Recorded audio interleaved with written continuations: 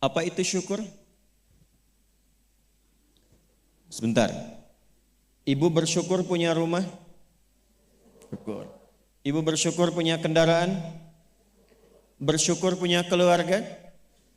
Ada suami, ada anak-anak, bersyukur? Baik. Yakin? Bersyukur diberikan pakaian?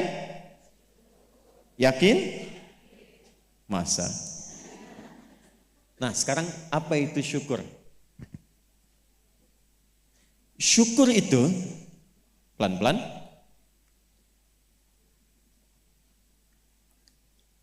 syukur itu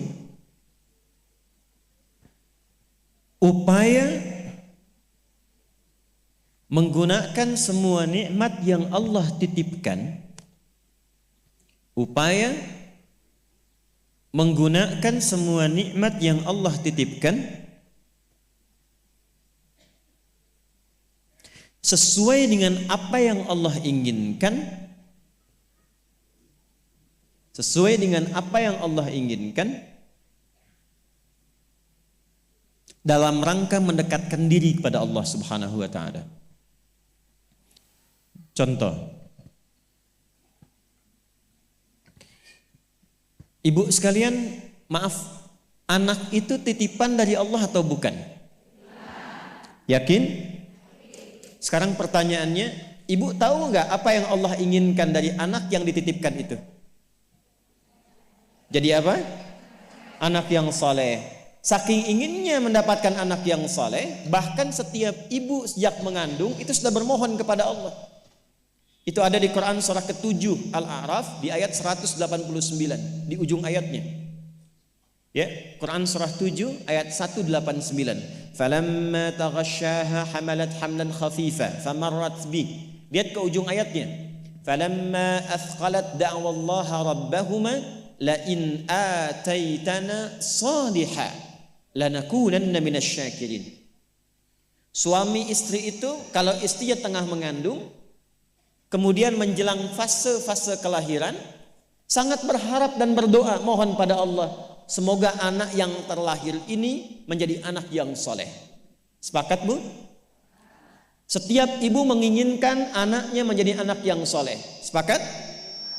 Pertanyaannya, apakah betul kemudian setiap ibu yang sudah Allah titipkan anak dalam kehidupannya betul-betul mensyukuri nikmat titipan itu? Saya tanyakan pada ibu, anak ibu itu disekolahkan di mana? Kenal Allah atau tidak? Diajarkan sholat atau tidak? Diberikan pakaian yang menutup aurat atau tidak? Perhatikan definisi syukur tadi.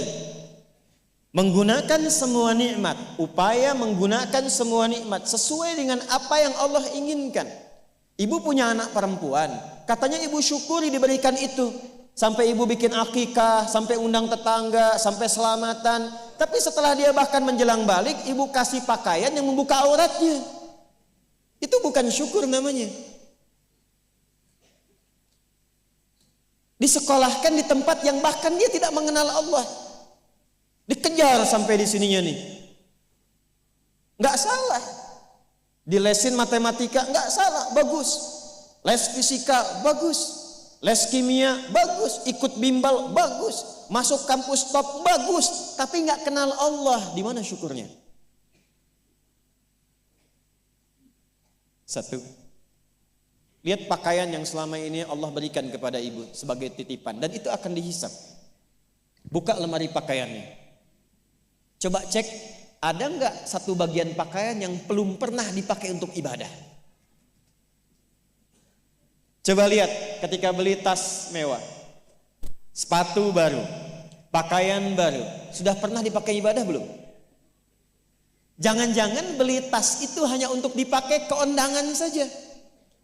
Jadi ketika manusia mengundang, beli yang baru. Kenapa ketika Allah yang mengundang 5 kali dalam sehari, bahkan untuk memberikan solusi kehidupan, yang baru itu nggak pernah dipakai? Oh, kenapa pada diam? Satu, berasa ya? Satu. Jadi di titik ini, terkadang ada orang yang menuntut dari Allah kenyamanan hidup, ketenangan, kedamaian. Tapi ketika Allah memberikan apa yang diinginkan, tidak menggunakan nikmat itu yang membuat dia damai. Tidak menggunakan titipan itu yang membuat dia tenang dalam kehidupan.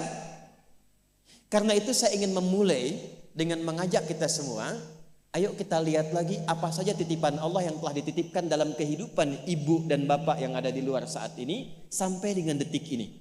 Kalau ingin mendapatkan ketenangan di dunianya, ketenangan di alam kuburnya, sampai pulang ke akhirat nanti, maka pastikan berusahalah untuk menjadi golongan yang sedikit itu. Gunakan semua nikmat itu pada hal yang Allah inginkan. Jika itu sudah dilakukan, saya berikan rahasia. Ini antara kita saja. Coba ibu buka surat ketiga. Belakang kedengeran gak? Alhamdulillah. Belakang kedengeran? Tidak. Kok bisa jawab? Surah 3 ayat 35 sampai 37. Quran surah 3 ayat 35 sampai 37. Sudah? إذ قالت امرأة عمران رب إني نذرت لك ما في بطني محررا فتقبل مني إنك أنت السميع العليم. Perhatikan, ini kisah tentang Hannah. Saya hanya akan ambil kisah ibu saja dalam Quran. Hannah itu istrinya Imran alaihi wassalam.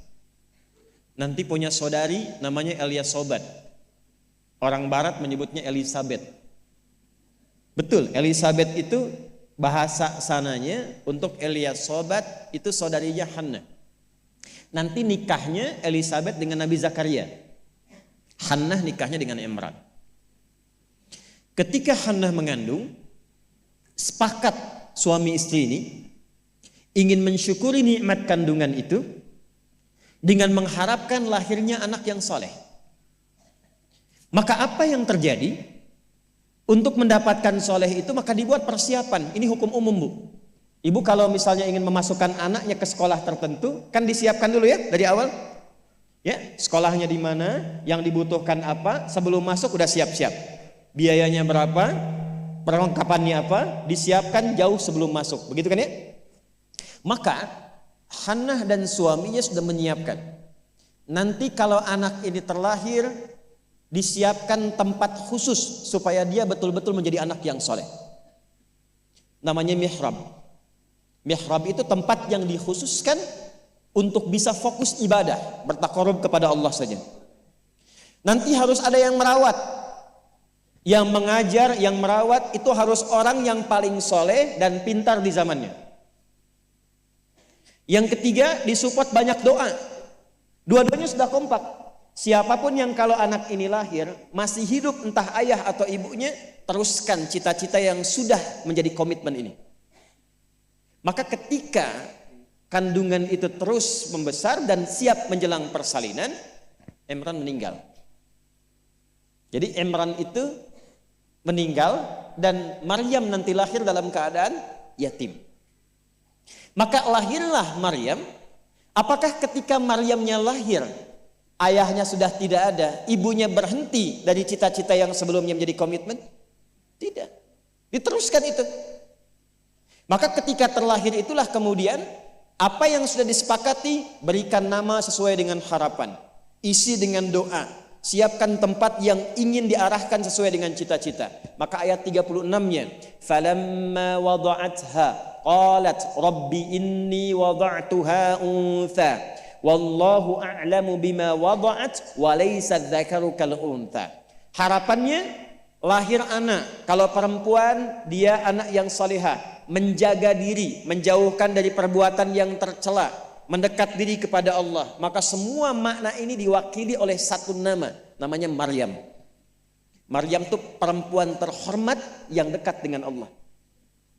Kemudian setelah itu apa? Wa inni u'idzuha bika wa dzurriyyataha minasyaitonir rajim. Didoain terus, Bu. Didoakan. Setelah itu apa? Dipilihkan sesuai amanat dan kesepakatan dengan suami, cari orang paling pintar dan paling soleh. Dulu banyak yang berebut. Singkatnya terpilihlah Nabi Zakaria alaihissalam. Setelah itu apa? Buatkan tempat yang mendukung anak ini menjadi soleh dan dekat dengan Allah. Maka dibuatkan mihrab. Apa yang terjadi? Ketika mihrabnya sudah siap, yang mendidiknya sudah siap, doanya mengalir, namanya sesuai dengan harapan, maka orang tua itu tidak sulit lagi untuk merawatnya. Setelah itu Allah yang berkenan memperhatikan sampai tumbuh dewasanya. Perhatikan ayat 37-nya. Fataqabbalaha rabbuha biqabulin hasanin wa ambataha nabatan hasana wa kaffalaha Zakaria. Satu, Zakariyanya ada. Kullama dakhala 'alaiha Zakaria al-mihrab. Dua. Wajada 'indaha rizqa. Qala ya Maryamu anna laki hadha?